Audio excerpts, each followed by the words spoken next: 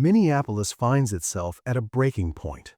Just 7 days after ICE officer Jonathan Ross fatally shot 37-year-old mother of three Renee Good, another shooting has rocked the city.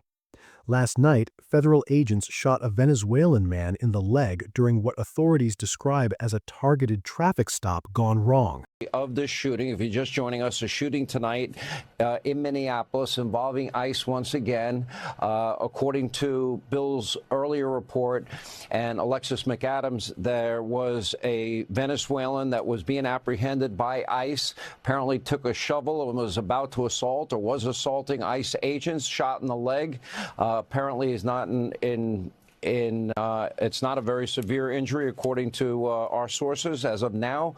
Bill, you broke this story. What else can you tell us about it? Yeah, Sean, well, as you can tell from the live images, it's starting to get pretty spicy out there with the protesters. I'm told by a source, a federal source, that several ICE vehicles have had their tires slashed right now. Everything I'm getting is very preliminary, but what I'm told is earlier this evening, North Minneapolis, ICE was trying to make contact with a target who I'm told is a Venezuelan. At some point during that interaction, I'm told that that target had a shovel and assaulted an ICE agent or swung that shovel at an ICE agent, and in response to that, shots were fired. I'm told that target was shot, but is okay. I'm told he's in custody, he's stable, he's okay, he's not dead, just suffered gunshot wounds. But now you're starting to see the response to it, right? Protesters are starting to show up. You hear the whistles, you see the fireworks. I'm told a statement should be coming out from DHS fairly soon, but you know how it is, Sean.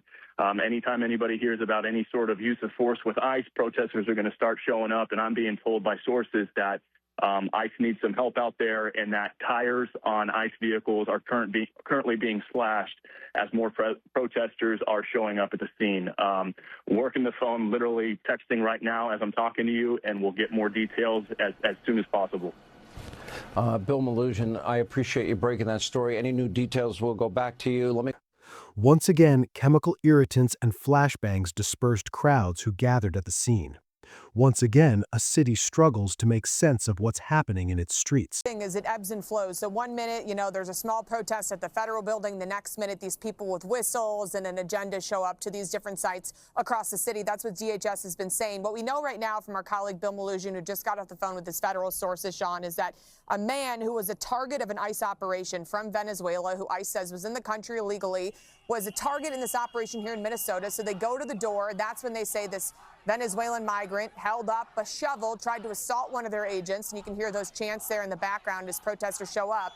That's when they say use the shovel to try and assault the agent. Shots were fired. This Venezuelan teen, we're told, was shot in the leg, expected to be okay. Bill Malugin telling me there's actually a picture that a source texted him of this guy on a stretcher smiling, kind of giving a thumbs up as he's taken away to the hospital. So we'll get more on what's going on there at the scene. But it's become aggressive here, and I saw it today when I was on the ground with law enforcement here, with ICE agents here in Minnesota. It's something we've been keeping an eye on as it continues to grow. But it comes as the governor here, Tim Walz, who's also under investigation in this huge fraud scheme here, Sean, just told people, hey, these are just our neighbors, and if you see them getting arrested, take out your cell phone and record. Watch. Armed, masked, undertrained ICE agents are going door to door, ordering people to point out where their neighbors of color live. They're pulling over people indiscriminately, including U.S. citizens, and demanding to see their papers. And if you see these ICE agents in your neighborhood, take out that phone and hit record. Help us create a database of the atrocities against Minnesotans. But that's just not what we saw today on the streets of Minneapolis. You can see the protesters are continuing to erupt here with... But let's be clear about the scale of what we're witnessing. This isn't routine law enforcement. The Department of Homeland Security has deployed more than 2,000 federal agents to Minneapolis in what they're calling their biggest operation to date. Since late November, over 2,400 people have been arrested. That's not a police action, that's an occupation. The death of Renee Good has become a flashpoint, and rightfully so.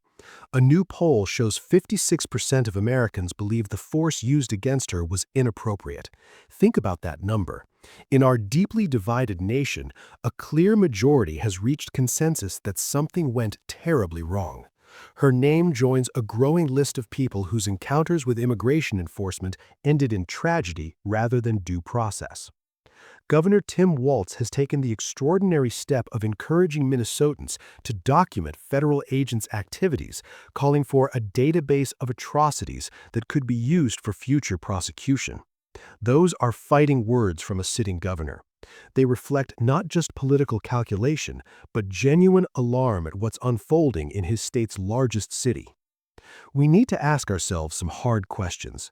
When did traffic stops become combat operations requiring chemical weapons? When did immigration enforcement require a force of 2,000 federal agents in a single city? And most importantly, who decided that this level of force, this degree of militarization, was acceptable on American streets? There are legitimate debates to be had about immigration policy, border security, and the enforcement of our laws, but those debates become impossible when the enforcement itself looks less like policing and more like warfare. When mothers are shot dead, when crowds are dispersed with flashbangs, when entire communities live in fear. Minneapolis has seen its share of reckoning with policing in recent years. The city thought it had learned hard lessons about accountability, about the use of force, about the relationship between law enforcement and the communities they serve.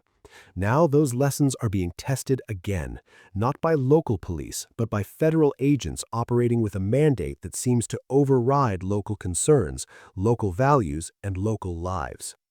2 shootings in 7 days, over 2,400 arrests in 6 weeks, a governor calling for documentation of atrocities. These aren't just statistics, they're symptoms of a policy that has lost its way, of enforcement that has forgotten it serves justice, not just power. The question now is what comes next. Will there be accountability for Renee Good's death? Will the man shot last night receive justice or just a hospital bill? And will the rest of America pay attention before this model of enforcement spreads to their cities, their neighborhoods, their streets? Minneapolis deserves answers. More than that, it deserves peace. Not the peace of silence and submission, but the peace that comes from justice, accountability, and a recognition that every person in this city, regardless of their immigration status, has dignity, has rights, and has worth. This is a story that's far from over, and what happens next in Minneapolis may well determine what happens to the soul of this nation. Good night.